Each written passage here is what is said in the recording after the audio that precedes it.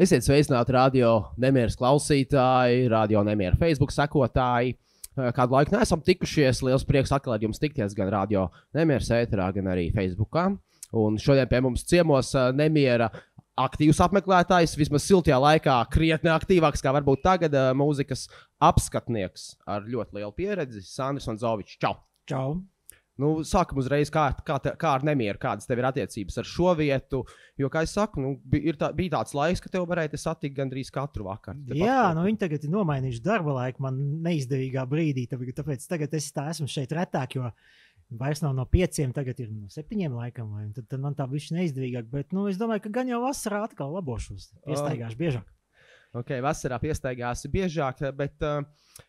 Es nezinu, ar ko lai sākas. Jāsāk ar to, kur es pirmoreiz izdzirdēju tavu vārdu. Tas bija STA albumā, tajā manas pilsētas skati, kur vienā dziesmā bija pieminēts tavs vārds. Nu, tur nebija tā glaimojošākā, varbūt tās ziņā pieminēts, tu varbūt nebija, bet idejiski tas bija krūti, ka mūzikas apskatnieku piemina hip-hop dziesmā, tas man likās, tas bija jaudīgi. Un toreiz, tas ir 2000 kaut kāds apmēram 1., 2. gads varētu būt.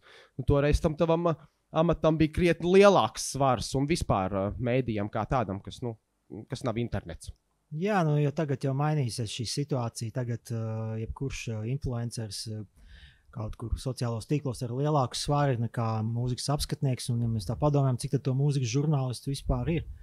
Tā kā es pat, man liekas, ar vienas rokas pirkstiem pietik. Bet interesanti, ka tu pieminēji šo STA, tāpēc, ka es tieši tagad nākot pie tevis, es nāku no Gustavo grāmatas prezentācijas, un tur tieši bija tas te Žaks no STA, viņam arī tik pasniegt grāmatu, bet tad interesanti sakritība.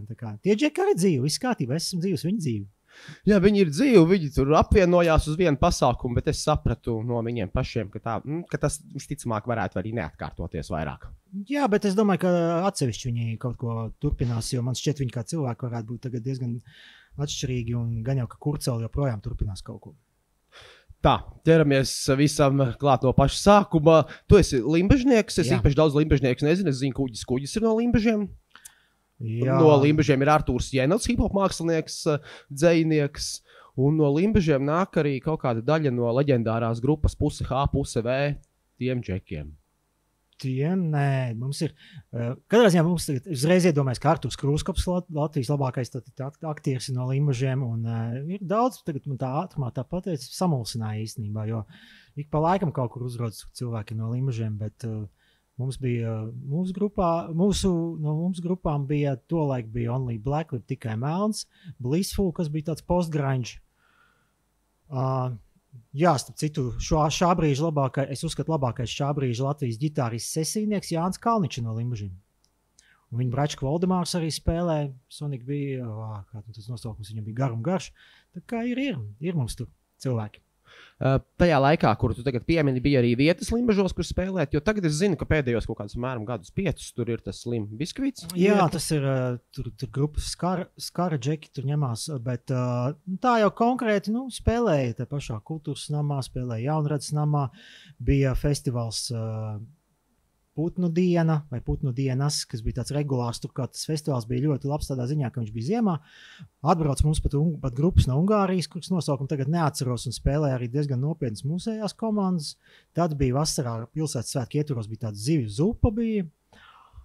Tagad arī kaut kas tur aktivizējās, kaut kas ņemās, bet ir tā, jā.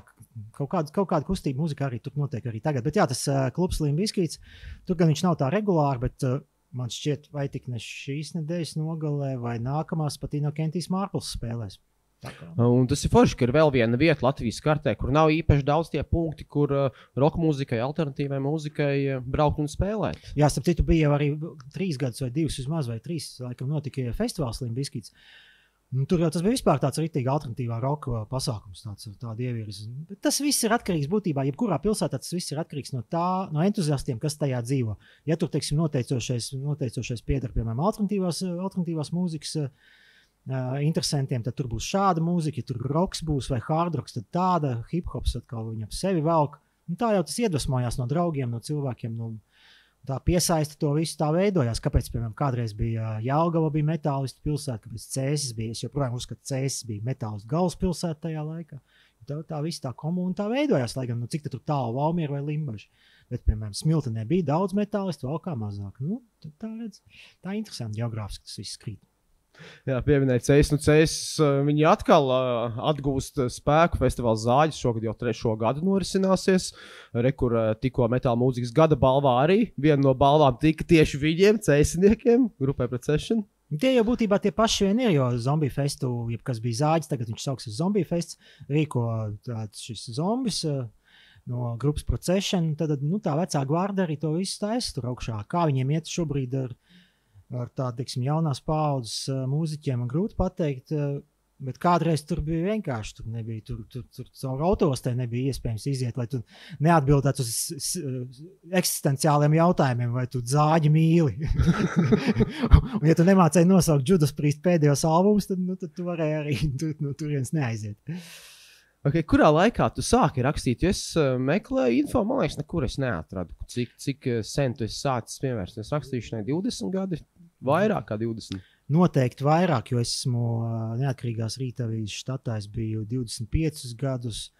Un es jau pirms tam rakstīju kā ārštatnieks, tad es jau biju arī, protams, Limbaža auseklī rakstīju, bet te ir jautājums par to, kā mēs to dalām, to manu rakstīšanu, jo man vienmēr bijis paralēli, redz, es tāpēc arī neesmu nekāds mūzikas žurnālists, vienmēr esmu uzsvērs tikai mūzikas apskatnieks, jo mana žurnālistikas profesionālā ievirze vienmēr bijusi tomēr šajās sociālajās tēmās. Sāku es ar dzelzceļa tēmu, apskatu satiksmē, vēlāk Rīgas dome, un mūzika man vienmēr gājas paralēli kā mans hobijs, ko es esmu vēlējies nest tautās. Un, protams, kā mēs visi sākam šie mūzikas žurnālisti, taču vajag parādīt, ka jūs neko nejēdzat, jūs klausieties pilnīgi sūdu, bet es jums tagad nesīšu gaismu un es jums pastāstīšu, kas ir jāklausās. Starp citu, Toms Grēviņš pat man vairākas reizes teica, ka viņš sācis rakstīt tikai tāpēc, ka viņam esot noriebies, kā mēs ar Rudaku rakstam pilnīgi štruntu. Tā tas notiek. Jā, ja mēs runājam par tiem gadiem, zini, es teiktu, ka es rakstu, 30 gadi nebūs melots.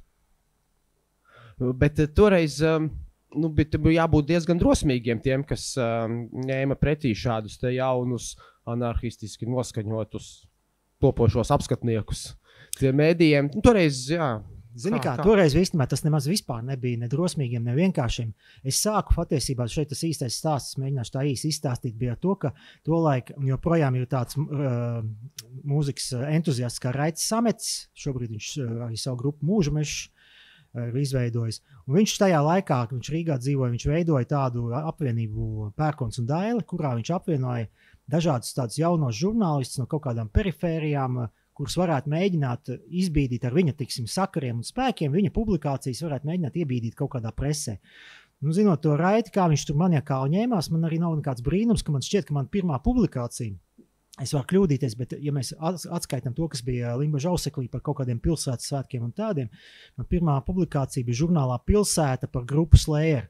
Un es atceros, ka to tieši Raitis iebīdīja. Lūk, viņš uz viņa tā apvienības bāzes, tad mēs arī, teiksim, tā turpinājām tur. Es atceros, tagad man grūti pateikt, kādi tur bija, bet noteikti zinu, ka tajā apvienībā bija Mārīta Kanča, bija Alis Stīfentāli no tādiem, kas ir dzirdētāk vārdi. Bija vēl arī Džeki pāris, es tagad neatcerēšos, bet jā, tā mēs sākām. Tad pats Raitis, teiksim, atļāva arī savā vadītajā Rīgas balss ķieģelī. Tāda viņam bija lapus mūzikas ķieģelis, teiksim, tad viņš tur kaut ko atļāva arī. Tā kā, viņš bija tāds kā tāds virzītājs.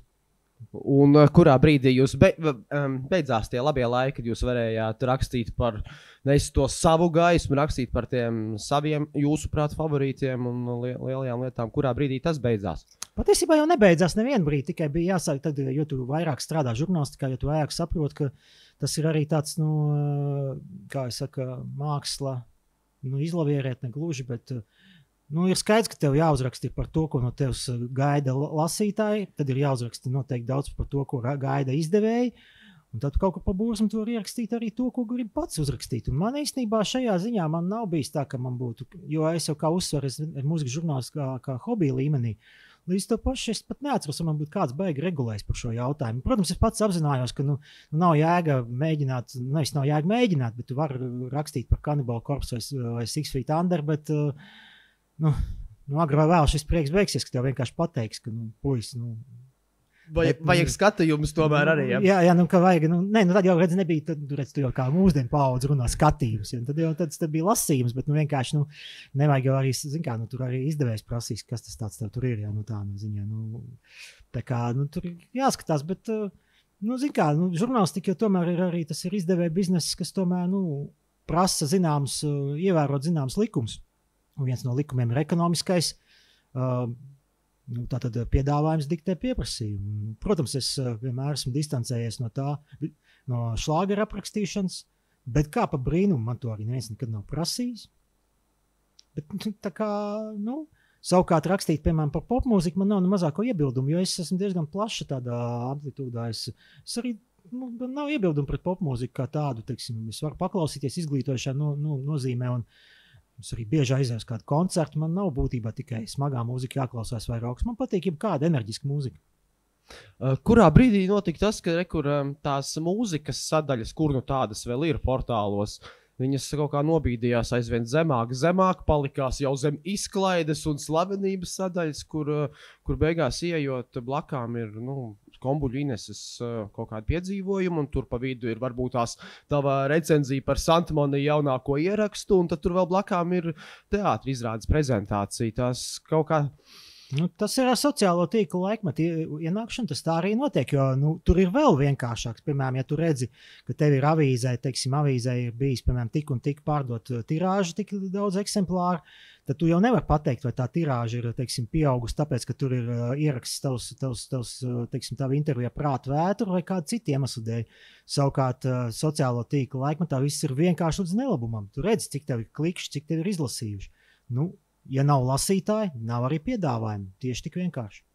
Bet es domāju, ka varbūt tās eksperimenti pēc sākt rakstīt par tādām riktīgi jaunām grupām, tādām, par kurām neviens nav rakstījis, ka tie skatījumi būtu, es domāju, ka viņi būtu lielāki nekā tavs apskats par Aijas Andrējevas jaunizdoto albumu. Gluži vienkārši tāpēc, ka viņa ir pilnīgi visur, kā celies, tā viņa būs rīta panorāmā vai 900 sekundēs, tad viņa būs tur, visos sociālos, bet ka šie jaunieši varbūt rakstīt par viņiem, tas varētu būt skatījuma ziņā vērtīgāk. Esmu rakstījis.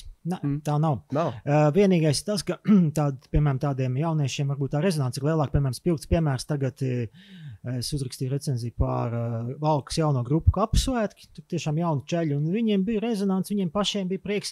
Ar viņiem pēkšņi es skatījos, viņi, protams, parāda tur sociālos tīklos, kā ar viņiem noteikti, teiksim, viņi dalās, šēro. Ar viņiem uzstājas uzreiz interviju vietējais laikraksts. Tā rezonance ir lielāka, bet tas lasījuma skaitu, tas vienalga tevis minētajā ejai būs lielāks tikai tāpēc, ka viņai tas joprojām tie cilvēki, kas par viņu fano, ir vairāk, un viņi izlasīs arī pārējos rakstus. Turklāt man gribētos cerēt, ka manu rakstu tomēr izlasīs tie cilvēki ar lielāku prieku nekā kādu rakstu, kur būs ierastā šī laika žurnālistikas copy-paste princips, un preses relīze būs ielikta, ko gan viņi būs redzējuši visās iespējamās vietās. Es biju domājis tieši, kad es pieminēju šo piemēru ar Aiju Andrēju jaunajām grupām, man tieši, es esmu pieredzējis ļoti bieži, ka tās jaunās būs, viņiem tas tiešām ir notikums atnākt ciemos, parādīties, tā ir pirmā intervija viņu dzīvē vai pirmais raksts par viņiem, un tad tā masa, ko viņi savāc, ir jaudīga, jo viņi ar to dalīsies krietni aktīvāk. Viņi dalīsies, aktīvāk, es tev piekrītu par to, ka tas ir notikums, bet atkal jau jāatsaucas uz visiem tiem ekonomikas pamatprincipiem. Ir tā, kā tas ir. Un varbūt, ja teiksim, to visu izglītotu, darītu tā un, nezinu, mēnešiem, gadiem, iespējams, ka tur kaut kas izmainītos, bet es domāju, ka nē, jo šo biznesu ļoti labi redz. Piemēram, ja mēs skatāmies par jaunajām grupām, ir Radio SVH priekšnams. Ja? Manuprāt, ļoti eleganta platforma. Bet es tev pat nepateikšu, kurās dienās un cikos viņi skan, bet noteikti ne primetājumā kaut kādā. Tā kā tās jaunās... Otrdienās 7, ja nekas nav mainījies. Lūk, tas tā kā nebūs laikam tas labākais tas laiks, bet, protams, ka tie jaunieši, kas tur skatās, to arī klausās, to visu, tikpat labi. Arī tevis stūrētajā Latvijas rokmūzikas asociācijas, teiksim, radio, taču arī klausās tur cilvēki. Es, piemēram, arī pats izlasu tās ziņas, kas jums iet, un tur, kur iet, teiksim, tās dziesmas, es tā kā izmantoju to kā izglītošanās momentu, bet vai tur baigi tas skatījums skaits ir liels, ļoti šaubos. Jā, un īstenībā tas arī pateicoties, vai arī nepateicoties tiem pašiem sociālajiem tīkliem, jo mēs katrs piesakojam saviem iecienītiem māksliniekiem, kur mums ir ērtāk viņiem piesakot, un mēs tās ziņas uzzinām tāpatās, pirms viņi paspēs izsūtīt relīzi, jau no dažādiem storijiem vai ierakstiem, un tad, varbūt tās tā, ka tā interese nemaz nav mazinājusies, tā interese pārcēlusies vienkārši uz turieni. Tā interese par mūziku. Tā interese jau redz tagad ir pavisam citādāk. Mēs jau runājam par kaut kādiem, es nezinu, ne jau pat dažādiem laikiem, mēs runājam par dažādiem gadsimtiem. Ja mēs ņemam vērā, teiksim, kā mēs medījām jaunu mūziku tajos laikos, kad, teiksim, kad es biju 11, kā notika šī mūzikas apmaiņa, kad man bija 20, 25 studiju laikos, kā tas notika vēlāk, un kā tas notiek būtībā tagad. Mēs ar tevi tagad runājam, tu man pateiksi kaut kādu grupu, es te pat pierakstīšu uz lapiņas, aiziešu mājā un noklausīšos viņu jaunāko albumu. Tad taču tas bija, es tev prasīju, tev vecais atnes mani to disku, to kaseti, ja? Vēl labāk, tu viņu tagad pa ceļam jau noklausīsies, un tev pat nebūs jāpierakst, tu vienkārši šazamos dzirdot diskotēkā viņi tā kā. Bet redzi, te ir kas par momentu, teiksim, ja mēs skatāmies šiem laikiem.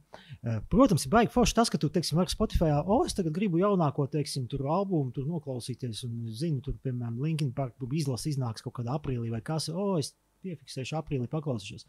Bet tas neatsver to kaifu, kāds bija man, kad es Čiekurkalnā nopirku savu lenti pirmo, kā tagad atceros, uz 19. ātrumu. Pirmo savu lenti nopirku.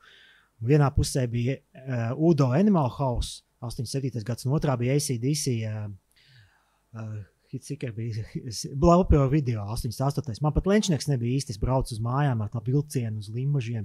Man lente bija šeit pie sirds, un es visu to ceļu domāju, kā es viņu klausīšos. Man bija pie kājas, ka man maz maģis nav mājās. Es no mammas nočiepu mūzikas skolas atslēgu un gāju, tāpēc tā bija svētdiena, gāju tur klausīties, uzliku uz austiņām. Un kas tas bija par bāzienu. Kāds kaifs tagad, aizies Spotifyā paklausies, iepatiksies, es ielikšu savā bibliotekā, no kuras visticamāk viņi nekad to albumu arī neizcelšu ārā. Tas nav tas.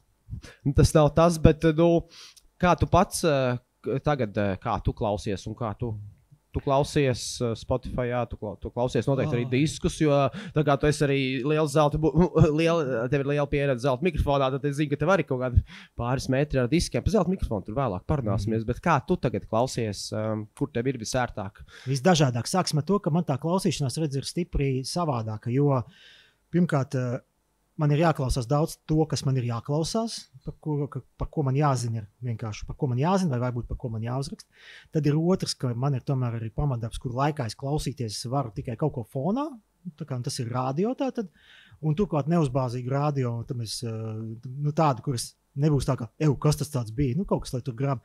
Tad ir trešais, teiksim, tad, protams, ir diski. Un manā turklāt arī mašīnā ir CD atskaņotājs līdz to pašu. Arī tur ir savādāk, jo, piemēram, mašīnā es nekad neklausīšos, teiksim, old school death metal, jo, pie stūras tas vienkārši kaut kā neiet iekšā. Tā pašā laikā mājās tos klausīšos, ja. Tagad man ir diski, tad ir tas pats Spotify, bet Spotify es klausos vairāk kā izglītošanās variantā, bez mazai vai noklausoties, kur es redzu, piemēram, iznācis albums, es vai noklausos, vai es atļauju Spotifyam, piemērojot man šo algoritmu, piemeklēt man to listi jaunumu, ko es izklausos cauri un pierakstu tā tupa vienkārši uz lapiņas, ka tas bija interesanti, paklausos vēlreiz. Kur tās lapiņas pēc tam paliek? Kur? Otrais izmantošana. Lapiņas paliek, ja? Jā, tur, kur lapiņas paliek. Lūk, un diskos, jā, man pat ir tā, ka es pat arī reizi kaut kad atļaujos kaut kādu tādu sev tādu, piemēram, Megadeth man viss ir diskos. Es domāju, ka tiešām esmu diezgan droši, ka man visi Megadeth albumi ir diskos. Tie, kas ir studija albumi, nevis izlases, piemēram. Un arī kaut kāds, piemēram, iznāk kaut kāds tāds, mana grupa tāda, es nopērku disku. Bet tā kā, klausīšanās varianti man ir visdažādākie. Tiešām arī YouTube'ā, jo daudz tiem albumi ir, kas ir YouTube'ā un nav Spotify'ā. Man nav tāds vienot receptu tādi, tiešām visu dažādākas vietās. Tam ir svarīgi, no vietas, apstākļiem, laika, arī, protams, brīvā laika. Ja man tajā brīdī, piemēram, ir, protams, tiešām tā, ka man nekas nav jāraksta, tad es izvēlēšos disku visticamāk, un es pateikšu, kāpēc uzreiz, jo man tikko bija taisna saruna, kurš tad to klausās diskos. Es pateikšu, kā es klausos. Ja es, piemēram, nezinu, ko es šajā dienā gribu klausīties, man ir tukša galva, es zinu, ka es kaut ko gribu, bet nezinu, ko. Es pieeju pie savu CD torņa, pārlasu to visu, un skatos, šito es gribu, jā, to es neesmu sen klausies, es paņemu šo disku un uzlieku. Ja es pieeju pie Spotify, un es nezinu, ko meklēt, nu, viņš man neteiks. Es viņam nevaru teikt, mīļais Spotify, pasaka man, ko es gribu. Lūk, tāpēc es klausos diskus. Es līdzīgi daru, es klausos diskus. Es katru dienu varētu teikt, lai katru ne, bet katru otro dienu es kādu disku uzlieku. Tas vienkārši ir ātrāk, tāpēc, ka ienāc mājās, noliec apavus un iespied pogu. Viss tev, kamēr tu pieslēgsi telefonu pie tumbas vai ieslēgsi datoru vai kādu, tur vēl citu ierīci. Jā, ir ilgāks laiks, šitā ir nu, protams, vēl jau ir arī tas, ko es neizmantoju, kas būtu tas tā, ko es teiktu mūzikas klausīšanās templī. Tas ir paņemt plati, tas ir tātad ar nenospeķotām rokām, paņemt šo plati, rūpīgi izņemt ārā, uzlikt uz atskaņotāju. Bet tas ir tāds, tas ir tā kā koncerta zālē klausīties. Man vienkārši nav plaša atskaņotāja. Man gan ir 25 plats vai 21. Bet es saprotu, ka tu neesi ierakstu kolekcionārs. Pie tevis, protams, tavas ilgās karjeras laikā viss kaut kas ir nonācis, savus iecienītākās māksliniekus iepēris, bet tu nevarētu teikt, ka tu esi kolekcionārs, ka tev tur ir. Zini, ar tev ir tā, ka, pirmkārt, kā tu visu tu noklausīsies to visu? Man ir tā, ka vien brīdi es vācu, atstāju visu, kas bija, jā, tiešām, kas man tie diski bija, bet tad es sapratu, kur tas viņš viss tā.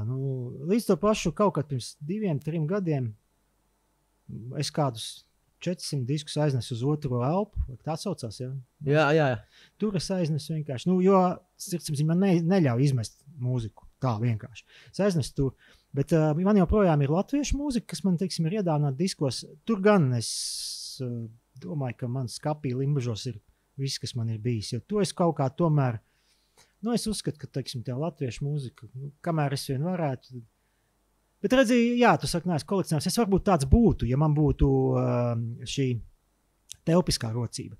Teiksim, ja mēs ar Māru Žigatu runājām vienreiz, viņš saka, viņš gribētu tā, ka viņam būs, kad viņam, viņš jau nesaka, ja, viņš saka, kad viņam būs māja, tad viņam būs viena istaba, teiksim, tur. Es arī tāpat, ja man būtu māja, tad es arī tādu kaut kādu divstāvīgu. Man viena istaba pilnīgi noteikti būtu tikai un vienīgi diskiem un aparatūrai, klausīšanās procesam, un man būtu, teiksim, tur novilkt stumbus, varbūt lejā, bet man būtu viena istaba tikai un vienīgi diskiem. Jā, pilnīgi droši. Noteikti tev ir jautājuši, vismaz, man liekas, visiem mūzikas apskatniekiem, žurnālistiem jautā, kāpēc tad jūs paši neko nespēlējat, un kāda jums ir mūzika, un man liekas, nevienam no tiem, kas jau tā sauc ar mūziku, nav tuvas attiecības bijušas. Kā tev ir? Šeit divas lietas ir, ko es gribētu, ka man parasti kāds, ja man, teiksim, to saka kritiskā nozīmē, jā, kā tad tu vari spriest, ja tu pats nespēlē? Tad es teikšu tā, ka es neprotu arī izdēt olu, bet tas nenozīmē, ka es nevaru spriest par omlets garšu.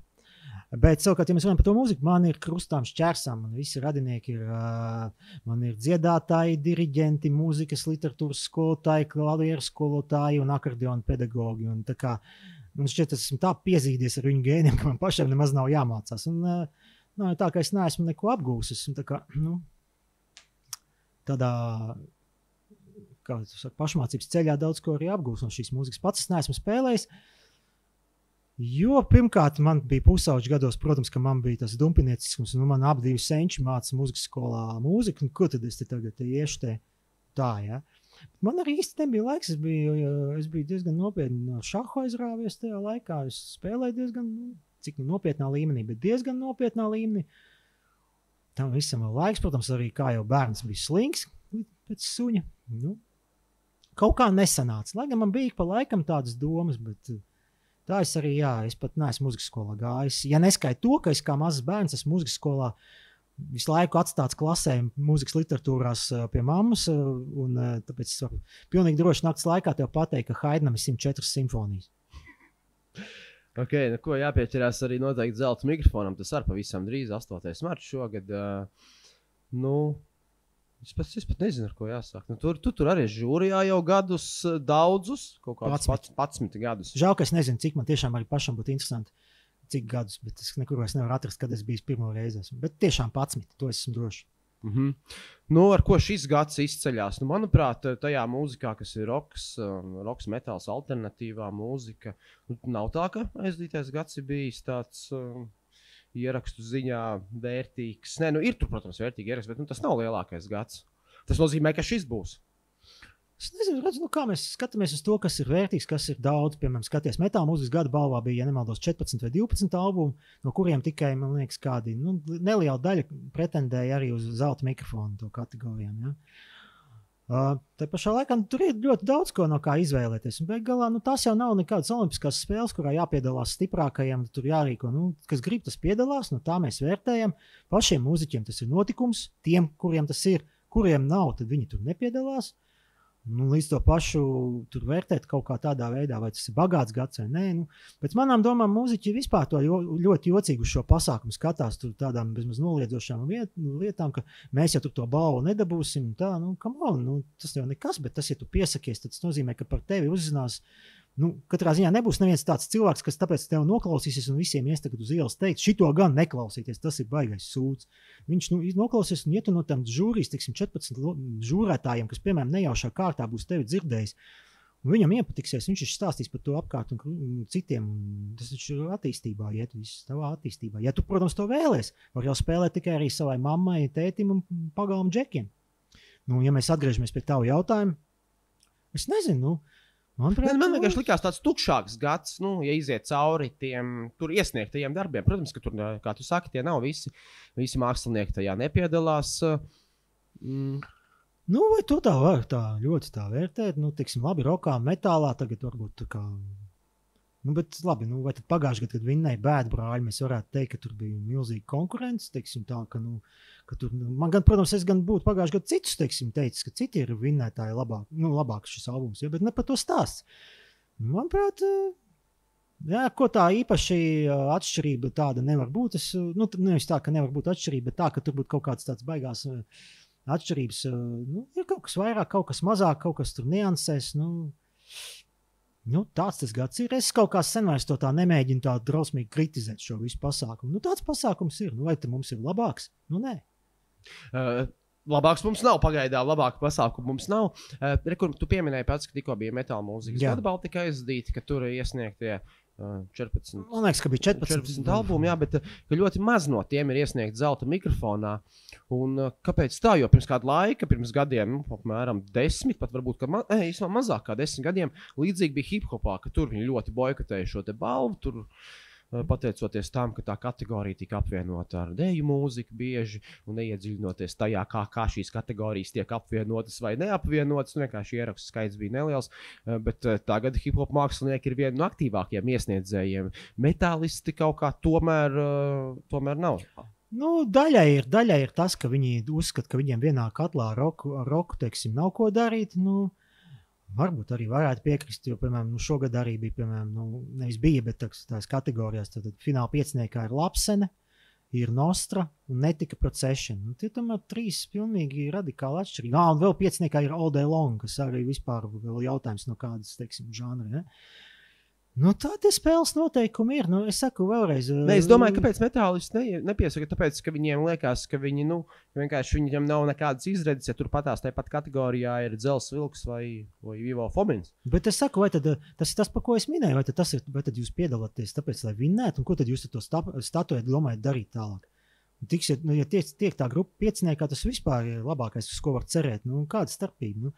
Turklāt, ja tu iesniedz, cik tas stulbi neskanāt, ja tu iesniedz, tiksim, savu to ierakstu, tad tas tev dod iespēju kaut tā pašā nominācija izziņošanas pasākumā patusēt ar cilvēkiem, kaut kādiem industrijas cilvēkiem iepazīties, kaut ko vairāk bagātināt savus redzesloku.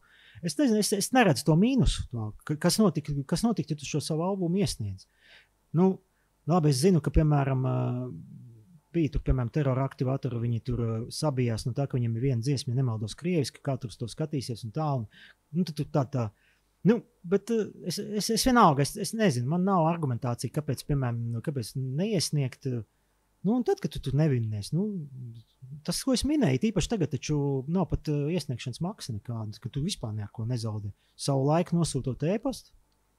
Nezinu, bet, zini kā, tas jau ir plašāks jautājums, tikpat labi, kāpēc mums ir tādas grupas, kas ir labas grupas vai laba mūzika projekts, kas vispār nekādu publicitāti nenodarbojas, kuru albumu tu var nopirkt Metāla Kaulus veikalā, un tas ir viss, tu par to čalu neko neuzinās vispār.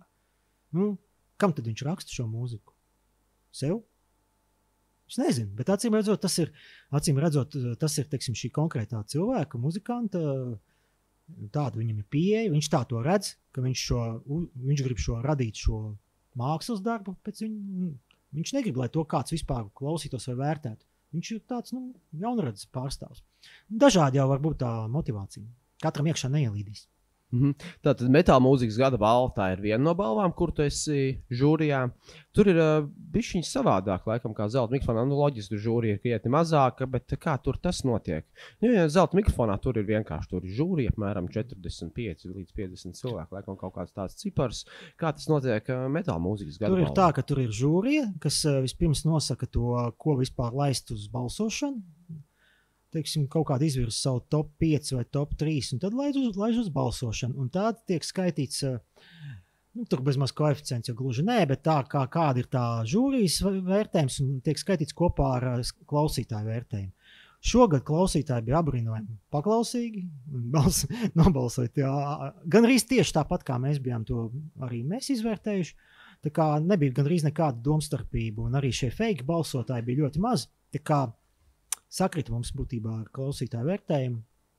Un sapcīt arī nemaz atsaucība bija diezgan ievērojama. Kaut kādi tie unikālie balsotāji bija, man liekas, pie 2000. Un kas, sapcīt, metāla mūzika ir ļoti ok. Tā kā, es nezinu, bet redz, mēs arī tagad domājam, tāpēc tagad tos pateikšu skaļi, lai organizatoriem nebūtu pēc tam iespēja atkāpties, ka vajag arī metāla mūzikas gada balvu padarīt par tādu kā notikumu. Ja? Tādu kā lai tas nebūtu tikai koncerts ar foršām grupām, kur atnāk un saņem šo savu zāģu ripu, bet lai tas tiešām būtu kaut kas tāds svinīgāks. Tāds, ka tiešām arī tas būtu metāla mūzikas nozares pasākums. Tāds, ka, teiksim, ka cilvēki atnāk nevis tur piesmelt mūli un paklausties labas grupas, un kurš tad tur vinnēs, ko tu var uzzināt arī pēc tam Facebookā. Bet, justos kā svētkos. Kaut kā, es nezinu, kā to varētu paveikt un tā, bet, lai tiešām, kāpēc gan nē? Kaut kā tā nozīmīgāk padarīt šo pasākumu. Es brīnos, ka hip-hop mūzikai nav sava balva par šiem gadiem radusies, redzot to, cik viņi strauji ir gājuši priekš un vispār Viņiem populāri. bija. Viņiem ir ļoti maza, neliela balviņa, bet, tā ir tāda, par kuru neviens nezina, un viņa publicitāte ir ļoti neliela. Es neesmu droši, ka mēs baigi visu zinām par to, kas notiek hip-hop industrijā. Ir neliela balva, kas ir praktiski ļoti šaurā lokā tiek izdalīta, bet nekā lielāk, jo kaut kad taču tika taisīta. Es atceros vēl vecus video YouTube'ā publicētas no hip-hop mūzikas gada balvas, kas notika, kad tik nepat kaut kādā vienā no Latvijas teātriem. To Rojas Dauburs noteikti varētu zināt. Viņš tur bija noteikti klāt pie organizēšanas. Kam viņiem balva? Viņi tāpat te visi ir savākuši. Skaties, šodien arī izplatījās ziņa par to, ka zem European Hit Radio būs arī savs hip-hop raidījums. Viņiem ir savs hip-hop portāls, savu komūnu, viņiem ir savi pasākumi, savi festivāli. Jā, šodien arī runāja viena čali, kas man stāstīja, ka esot jāizbrauc uz festivālu Straume Līgatnes pusē. Laikam būs jāizbrauc gan, jo viņiem viss ir sakārtojies īstenībā. Un turklāt, gan jau arī tu zini, kāda viņiem ir honorāri, piemēram, ja, tad es domāju, ka tie čaļi badu nemirst. Tur vienkāršāk, tur mazāk jādalās. Nav kā rock mūzikā liels sastāvs, daudz mantas jāved un tā, te bišķiņ vienkāršāk. Viņiem jau arī savas problēmas, bet būsim realisti. Palādījumu viņiem izpārdot ir elementāri. Ansis jau vispār fenomens, kā viņš pirmo koncertu izpārdeva vispār bez jebkādas reklāmas, pat bez ieminēšanās tāds. Tā kā, visu cieņu. Turpat pretī rokgrupām ar 20 plus gadu stāžu, tādu palādījumu izcirgot, tas ir liels izaicinājums. Kaut vai sākot to darīt 4 mēnešus pirms tam, tas ir liels izaicinājums. Piemēram, Indigo, es neesmu runājis tagad ar viņiem sīkāk, bet 19. aprīlī viņi to ir ieplānojuši, pirms kaut kādu pusotru mēnešu izziņoja. Tas nav tik vienkārši. Zini, es domāju, ka drīzāk katalizators varētu būt Reliksīda jubilejas koncerts aizmirst oktobrs, bija 15. laikam. Man šķiet, viņiem arī palādījums. Tā kā tur būs interesanti. Bet es šeit gribētu uzreiz bišķi pārlikt uz vienu citu tēmu līdzīgu, ka nemaz jau tik traki nav. Skaties, šis gads tas ir ļoti interesants, ir pavērsiens ar to, ka tieši smagās mūzikas koncertiem un alternatīvās mūzikas koncertiem ir pēkšņi izdevies kaut kādā sev zināmā veidā pavērst šo koncertu apmeklējumu sev par labu. Jo skaties, pilnīgs soldouts bija Cradle-of-Filtam, pagājušajā gadā arī Lamb of God, bet tā jau ir vispār augstākās klases grupa. Tagad, skaties, Amarant pārcēlās, šo svētdienu tad Amarant pārcēlās no Melnās piekdienas uz Palādījumu. Savukārt Guano Apes, kas pēc manām domām viņiem dziedu laiku bija sen, viņiem bija iespējams pārcelties no Palādījuma uz arēnu. Šonedēļ izsludināja Heilunga, tas gan nav tā kā metāls, bet vienalga neofolks izsludināja Arēna Rīga. Līdz to pašu, ja šī tendence turpinās, tas nozīmē, ka grupas redz, ka uz šeit ir vērts braukt, koncertu rīkotāji redz, ka ir vērts rīkot, Un tad tas viss aiziet aizvien tālākā attīstībā. Okay, man noteikti vēl jāpadalās ar vienu tavu citātu. No 2016. gada, kā es jau tev teicu, par tevi atrast informāciju ir diezgan grūti, lai neteiktu vairāk. Ko tu saki 2016. gadā par to, kas notiks ar latviešu mūziku? Pāris popgrupas ar niecīgiem panākumiem tomēr izlauzīsies rietumos, tur aizvien biežāk sāks dzīvoties dažādi indie mūziķi. Metālisti un citi undergroundisti tikpat braši mauks apkārt pa visu Eiropu un priecēs savējos arī šeit pat. Pārējie kultūras nami, klubi, šlāgeri aptaujas un zaļumballes. Respektīvi, nekas nebūs, viss jau tagad ir. Tādu teica 2016. gadā, tas ir cik 8 gadu apakaļ. Nu, tad es vēl dzēru. Nē, nu labi, bet ja tā padomā, kur nu es tā baigi esmu kļūdījies. Ja mēs runājam par undergroundistiem, kas mauks apkārt pa Eiropu, es domāju, ka viņiem tagad maz tā baigi nevajag nekur braukt apkārt pa Eiropu, jo viņiem arī šeit iet gluži labi. Nu, skaties, kādi Inokentiem Marplam ir koncerti, cik viņiem, jo pirms gadiem 10 man kāds teica, ka Marpls šit pieprasīts būs koncertos. Un arī pārējās šīs, teiksim, grupas, kas šobrīd uzstājas Vagonu zālē, kas uzstājas Nāsā, kam viņām braukt uz ārzemēm kaut kur un kaut kādos smacīgos pagrabos piesviedrētos tur sust, ja? Bet vienalga ir prieks par tiem, kuri brauc. Nu, žēl, ka tagad karš, jo bija arī tur varēja braukt, un daudz grupas to darīja, brauc arī uz Baltkrieviju, Krieviju, to darīja tie paši Heaven of Heroes, to aktīvi darīja, viņi Austrumēropas tūrus taisīja. Jā, ne, bet arī tagad ir jau, teiksim, pasties kāds Skyforger tikko tūru uztaisīja, tas vispār ir kaut kas fantastisks vienkārši par visu to Karību jūru, ja.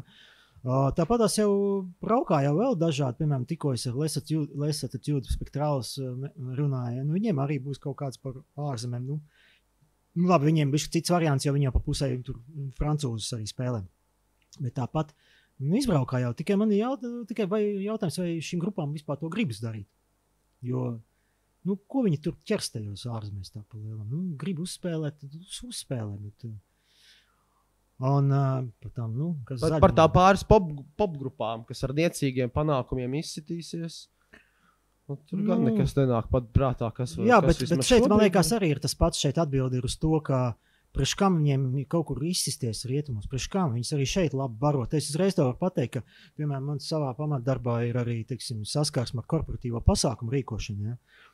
Vienkārši man kaut kā baigi iesēdās tas cipars prātā. Un cik prasa, piemēram, Latvijas grupas, tu zini? Tas, protams, ir atkarīgs no grupas un grupas sastāvu, bet es domāju, ka uz korporatīvo pasākumu neviena grupa mazāk pa 2,5 neprasīs tūkstošiem. Tas būtu skaisti. Tātad pēdējo cenrātu, ko es redzēju normālai grupai, bet nevis koncertu spēlēt, bet vienkārši uzstāties 8,000. Bet tu runā par grupu, kas ir kaut kāda zināma grupa, nevis tieši baļu? Bet kaut kāds, teiksim, tāds relatīvs ballīšs sastāvs ir pie 3,5 štukām. Tādi parasti mūziķi arī kaut kur 2,5. Tas ir maz vai? Tu domā, ka viņi tur braucot uz ārzemēm, viņi kaut ko tādu nopelnīs? Nē. Un tad es vēl pateikšu vairāk. Man būs kaut kad, man intervija jau bija, ja, bet es vēl neesmu to uzrakstījis.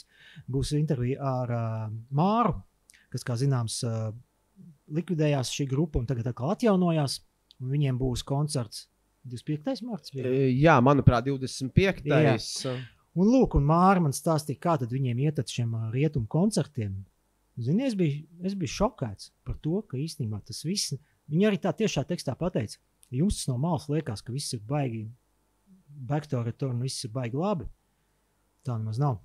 Un arī tur, teiksim, šajā intervijā izskan, ka, piemēram, ja tu gribi braukāt normālā Eiropas tūrē ar normālu grupu, piemēram, tas pats, kas notiek šeit mūsu, piemēram, Republikā un vēl kaut kur citur, kā atbrauc, teiksim, tie headlineri, un viņiem piekabināti tiek klāt kaut kādi, ļoti bieži kaut kādi einu sazini kas. Tāpēc, ka šie einu sazini kas maksā par šādu esamību tūrē pie 10 štukām. Tas ir tā, tad, ja tu gribi kaut kādu normālu, teiksim, tūri ar 20 koncertiem kopā kaut kādu labu grupu, tad tev pašam jāsamaksā 10,000 par to, ka tu vispār piedalies, plus vēl visi brauciens un tam līdzīgi. Un tad skaties, ja tu gribi izlausties kaut kur ārzemēs, tu maksā tos 10,000. Labi, es tagad silmām, es te brīvi operēju. Vai, piemēram, uzspēlē kādā korporatīvajā pasākumā par kādām 4,000. Vai tev vajag tās ārzemes? Ja tev ir 10,000, tu vari tikt uz tām ārzemēm un izbraukt to.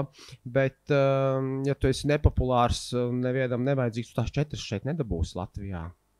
Bet 10 tev varbūt ir. Tu spēlē draņķīgu mūziku, tās 4 tu nekādīgi šeit nenopelnīsi pateicoties tam, ko tu spēlē, bet tev ir 10,000, 15 vienalga. Tu piekabinies kādai tai grupai un brauc. Nu, visāds, tas arī atkarībā, ko tu gribi panākt. Nu, mēs jau atkal atgriežamies pie tā, ka, ja cilvēks grib spēlēt tikai savai mammai, tētim, draugiem un savam kāpņu telpai, ir viens kriterijs, no otrs, ja tu gribi lausties. Spilgts piemērs, ka tas pats Edgars Rakovskis ar Eliksīdu. Taču kā viņi kapājās, kad viņi brauc pa to Ameriku? Cik viņiem bija tūra, koncerti bija 40, 60, bet viņš to panāca, viņš to izdarīja. Ko viņam tas prasīja? Mēs to, man liekas, nekad neuzzināsim, ja nu vienīgais viņš kādreiz grāmatu, teiksim, izdos, ja? Bet tas ir panākams. Bet vai to vajag? Nu.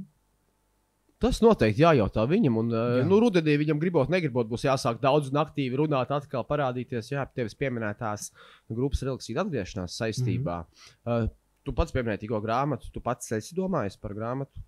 Nē. Arī to man bieži vien prasa. Redz, problēma tāda, ka es neesmu gargabalnieks. Man patīk rakstīt ļoti, bet man patīk šis arī process, bet ar rezultātu. Un tad iedomājies, ka grāmatu rakstīt, tas nozīmē, ka būtu faktiski, es nezinu, cik ātri var uzrakstīt grāmatu. Es pieļauju, ka tāds, teiksim, žurnālistikas Kalašņikova automātiskā lato laps varētu arī droši vien 2 mēnešos uzrakstīt. Varbūt arī mēnesī. Pieņemsim, ka mēnesī. Un tad vienmēr tu veselu mēnesi tu dzīvo ar vienu stāstu galvā. Tu dzīvo ar vienu konkrētu stāstu, kuram tu jau redzi beigas, bet tu jau zini beigas, tu zini, ko tas sākās, ar ko tas beigsies, bet tu nevari viņu pabeigt dzīvot. Jo tev tas ir jāuzraksta. Tas taču ir drausmīgi nogurdinoši. Tāpēc man, piemēram, arī labāk patīk šī žurnālistika, kad es biju tajās aktīvajā sociālajā žurnālistikā. Tu nekad nezini, ko tev dienas sāksies, ar ko tas beigsies. Tu aizies uz darbu, tev pēkšņi aiztriec kaut kādu Jelgavas cukurfabriku, kuru likvidē vai kaut kas tāds. Nākamajā dienā tev aizsūta Alfrēdu Rubiku vai nu nāk ārā vai bāž aiz restēm. Katru reizi kaut kas cits. Un tad, ja mēs tagad sēdi to grāmatu un tu raksti kaut ko. Varētu, protams, ko es arī ik pa laikam tā iedomājos, ka varētu uz savus, teiksim, atmiņas sabāzt iekšā grāmatā. Viens jautājums, vai tas kādam vajadzīgs, bet tas ir tā kā pakārtoti. Bet otrs, es taču tur vienkārši iestrēgšu tajā visā. Uzrakstīt kaut ko vienu, neuzrakstīt otru, nevar. Tad jāraksta tālāk un tālāk un tālāk. Es nezinu, bet es to domu, nav tā, ka es saku nekad. Varbūt kādreiz, bet par ko šī grāmata būs? Vai tā būs par mūziku, vai tā būs par kaut ko citu. Tēma ir daudz. Redzi, grāmata tas būtu kaut kas tāds, tāpat kā CD vai plate, kas palika tajā plauktā, bet tās publikācijas par kāda cilvēka likšanu aiz restēm vai laišanu ārpus restēm, forši viņas bija, tie bija forši piedzīvojumi tev, tas tiešām ir forši darbs būt aktīvajā žurnālistikā, bet Jā, protams, grāmata tas būtu skaisti, bet tajā pašā laikā es jau varu lepoties ar to, ko es zinu, ko citi nezinu. Piemēram, man nav pierādījumi, bet mans bijušais kolēģis, viņš Delfos strādā, viņš bija izpētījis, ka tieši es esmu pirmais izmantojis vārdu dzērāju šoferi. Tā kā tas it kā esot mans izdomājums. Tā tas varētu arī starp citu būt, jo man apnika rakstīt tajos laikos to autovadītājs, kurš tika aizturēts par braukšanu alkohola reibumā. Ja? Bet arī tā var ieiet vēsturē. Nebūs man tā grāmata. Kungs, tagad interneta laikmetā nav jau tik problemātiski atrast kaut kādus rakstus. Saka, par mani grūti kaut ko atrast. Es nezinu, šaubos. Man liekas, ka tur visāds riebeklības var atrast. Nē, šo tevi stāstīto stāstu par Lentu. To es atradu, jā. Es atradu. Tad es atradu, paņēmu no zelta mikrofona, lai viss būtu korekti tavu pieteikumu, ka tu esi mūzikas apskatnieks, plaša profila un ilgadējas pieredzes. Ar pierakstu NRA. Es jau teiktu, ka es esmu plašs profils diletants, tāpēc ka es īsti neko tā baigi neprotu. Nesajāc tajā mūzikā, bet neviens to tā īsti nav uzķēris, laikam. Un nav arī daudz citi, kas sajēgtu vairāk un to darītu. Nē, kas sajēgtu vairāk noteikti ir daudz citi, bet kas to darītu, kas rakstītu un, Redzi, te jau ir tas moments, tas pats, kas mūziķiem. Ja? Viņi saka, kā viņš tur nemāk tas džeks spēlēt, viņš tikai tur 2 akordus. Vecīt, man ir vienalga. Ja viņš tos 2 akordus savirpina tā, ka klausītājiem patīk, labi, viņš neprot spēlēt, ja, bet skan tā, ka cilvēkam patīk. Un tas pats, piemēram, man.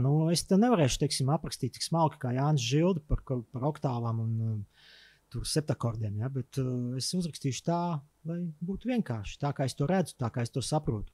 Un nekad neesmu sev karinājis to birku, ka mans viedoklis ir tas, kas tagad būtu vispār tāds, ka vispār būtu visiem jāsaprot, tas, ko es tur ar to esmu domājis.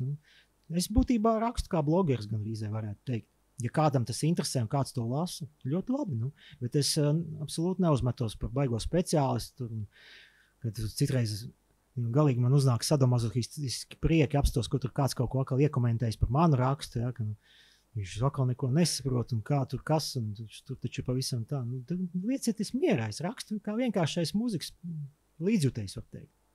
Un tu raksti kā reiz arī recenzijas, kuras raksta pavisam maz cilvēku mūzikas recenzijas. Tas ir. Es esmu pamanījis, ka tajā laikā, kad zelta mikrofona žūrijas, tas žūrēšanas laiks ir, un kad tu saņem to paciņu ar diskiem, kad tad tev parādās, man liekas, vairāk recenzijas un tādi interesantāki albumi, kas, jā, šī tas noteikti no tā, tas ar. Bet ne par to, tu esi viens no tiem, kas raksta šīs recenzijas, tiešām viens no retajiem. Un NRA ir tātad viena no retajiem, kas tās publicē. Redz, publicēt jau publicētu daudzi.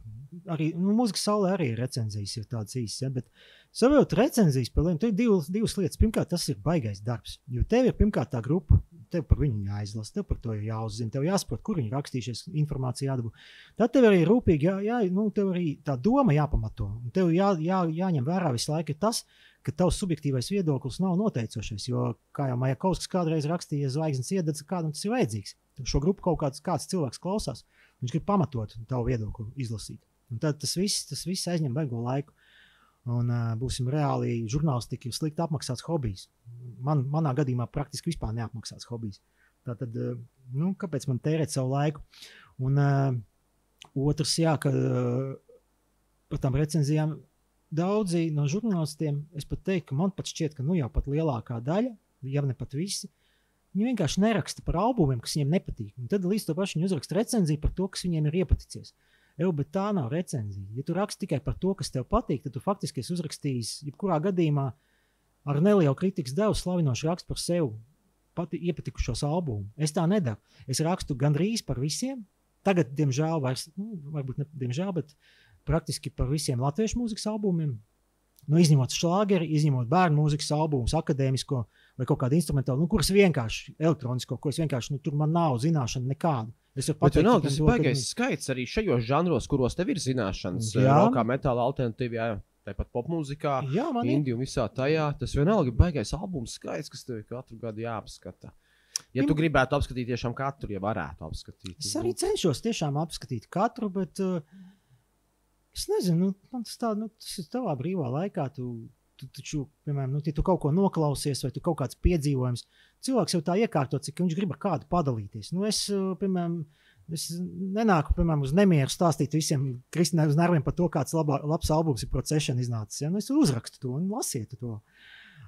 Citi varbūt, piemēram, viņš nāk un par saviem piedzīvojumiem kaut ko stāsta. Ja? Es nekad neesmu sapratis cilvēks, kur grib stāstīt par savu ēdienu Facebookā. Ja? Bet, labi, varbūt viņam gribās padalīties, cik labu kotleti viņam sanāks uz šķīvi. Labi. Bet tā es to neuztveru kā baigo darbu. Tad, kad, teiksim, zelta mikrofonā arī tu pats droši vien esi ievērojis, ka tur sākās tās milzīgās matu skaldīšanas par to, ka šis ir darbs, par ko mums nemaksā un mums tik daudz laika patērē. Tad, tāds jautājums, jūs visu gadu šos albumus neklausījāties, jūs tos albumus nezināt. Tu saki, ka man zelta mikrofona laikā parādās vairāk albumu recenziju. Tas ir tāpēc, ka man ienākās tāda albuma, ko es šitas arī iznāca. Tas ir tāpēc, ka tas bija vienkārši novērojums, ka tajā laikā tas tāds. Jā, jo es par to albumu nezināju. Es neesmu tajā burbulī, piemēram, varbūt, vai vienkārši man šī ziņa nav sasniegusi, varbūt es to esmu nogulējis, varbūt neesmu izlasījis. Varbūt šis mūziķis, teiksim, tikai saviem kaut kādiem atbalstītājiem to ir paudzis. Man nav šīs informācijas. Un tad es ieraugu, ka tu, teiksim, repā kaut kādu, piemēram, tu nezini, Kaizers izdevs vai Pionieris, kas īstenībā ļoti labi hip-hop mūziķi.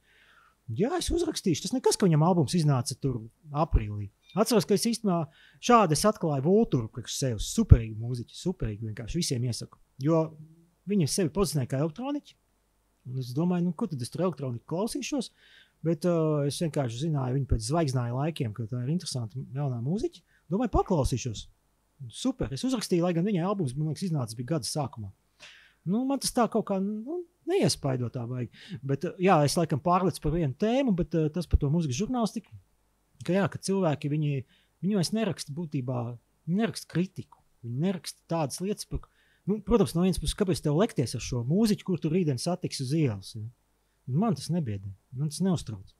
Un, protams, esmu dzirdējis dažādas epitetus, bet es ceru, ka man tieši par to arī ņem vērā, tikai par to faktiski, nevis par manām zināšanām, bet par to, ka es pateikšu tieši. Ja tas nebūs labi, tad vienalga, vai tas būs mani draugi, vai tie nebūs mani draugi. Nu, es arī par Sanktimoniju uzrakstīšu, ka tas ir štruns, ja viņiem iznāks slikts albums. Jā, jo mūzikas žurnālistam, gribot, negribot, mēs tāpatās visu šeit zinām, mūziķus, tos žurnālistus un menedžerus, žurnālistus un visās iespējamās kombinācijas. Tāpatās mēs dzīvējam mazā valstī, kas īstenībā forši, ka mēs te ar visiem varam aprunāties, un Latvijā nav cilvēks, kura telefona numurs nav 2 telefona numuru attālumā, manuprāt, 2 telefona numuru un dabūs jebko. Tas arī ir forši. Bet to vajag tā arī uztvert. Nu, ne jau ja es kaut ko uzrakstu kritiski, tas nav tāpēc, ka man ir kaut kāds naids pret šo konkrēto mūziķi, vai man vienkārši tāpēc, ka es to tā redzu. Es redzu, ka vai ka viņš varēja labāk, vai ka viņam nav sanācis, vai ka kaut kas nav kvalitatīvi. Jo, diemžēl, ir ļoti daudz tās grupas tādas, ka man rodas šaubas, ka viņiem vajadzētu spēlēt. Nē, lai spēlē, bet un lai izdod albumus, lai izdod dziesmas, bet negaidiet kaut kādas sajūsmas pilnas atsauksmes. Jo tas, ko jūs taisat, ir provinciāli vai tas ir pašdarbnieciski. Klau, es skatos, tevis pašā sarunas sākumā pieminētais Raitis Samets raksta. Viņš raksta tā, ka recenzijas par albumu ir tas pats, kas aprakstīt gleznu, nevis to skatīties pašam. Ar mūziku ir tas pats. Ka recenzijas par albumu ir tā kā lasīt aprakstu, nevis klausīties to pašam. Tā viņš raksta, bet viņš raksta vēl kaut ko. Viņš raksta arī tagad mums, tagad mūziku visiem ar karoti ielai mutē. Agrāk bija mūzika pa pavārtēm jāgrabina. Tas, ko mēs ir aprunājām. Man grūti saprast, kā viņš tu domāja par to gleznu. Jā, ja es pareizi viņu saprotu, tas ir domāts tā, ka...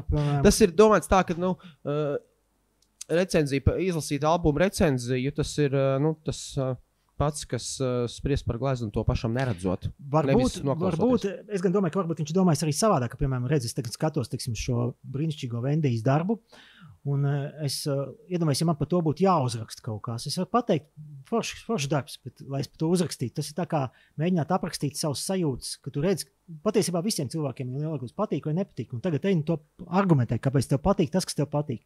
Savukārt par to, kā agrāk par to mūziku, jā, ka, vajadzēja kādreiz to meklēt to informāciju. Tā jau ir. Bet arī šajos laikos, jau var nav tā, ka tev katrs nesais pat, ka, protams, kas ir noalgojuši aģentūras vai kompānijas, tad tev arī pienes uz paplāts, bet tā mums tik daudz nav. Un tas par to, ja tas ir domāts tā, ka recenzija rakstīt par to gleznu, ja, ka es jau nestāstu par to gleznu ar domu, ka tagad es tev izstāstīšu, un tagad tu savā iztēlē izdomās, kāda tā glezna ir. Es tev stāstu par to, lai tu saprastu, vai tā glezna ir tavā stilā, vai tā tevi interesē, vai tev ir vērts tērēt savu laiku, vai tev ir vērts vispār tam pievērsties. Un tas ir tas, ko mūziķi, piemēram, baigi bieži arī grēko. Viņi saka, mēs neesam nekādā nišā, mēs nevēlamies, lai mūs konkretizē stilu, mēs spēlējam to, ko mēs jūtam, bla, bla, bla. Man vajag šo stilu, lai es pateiktu potenciālam klausītājiem, lai viņš saprastu, vai jūs spēlējat kā, teiksim, kā Linkin Park, vai jūs spēlējat kā, teiksim, kā Morgot, vai jūs spēlējat kā Battery, vai jūs spēlējat kā Lauris Reiniks. Lai viņš saprastu, Reinika fans saprot, ok, viņš klausīsies to. Vienkārši tieši tik vienkārši. Nav svarīgi, kā jūs to stilu saucat, bet vajag kaut kādu salīdzinājumu, lai vienkārši tas cilvēks, kas nav tev dzirdējis, bet vispār viņu ieinteresētu ar kaut ko. Un šajā konkrētajā gadījumā tā recenzija varbūt tomēr kādam ieinteresē. Es domāju, nevis varbūt. Man ienākuši un teikšu, tas tomēr noklausījos. Jā. Ar to žūriju, starp citu, pavisam cita tēma, ko tu arī teici par tiem vairāk recenzijām. Zelta mikrofons, tas ir tas laiks, kad man aizvien vairāk, bet ļoti bieži šie paši kolēģi no žūrijas saka, paldies tev, jo ja mēs kaut ko nezinājām, kas šī ir par grupu, mēs meklējām Googlē un ko tu esi par to uzrakstījis. Jā, tas tā, šogad tas, starp citu, bija arī izteikti, pat tā diezgan pagodinoši, starp citu, ka ļoti cienījami mūzikas speciālisti, kas ir no citām blakus kaut kādām stilistikiem novirzam. Teiksim, es arī... Ja man, piemēram, kaut kas jāzina par repu, kaut kas, teiksim, es zinu, kam zvanīt un kam prasīt.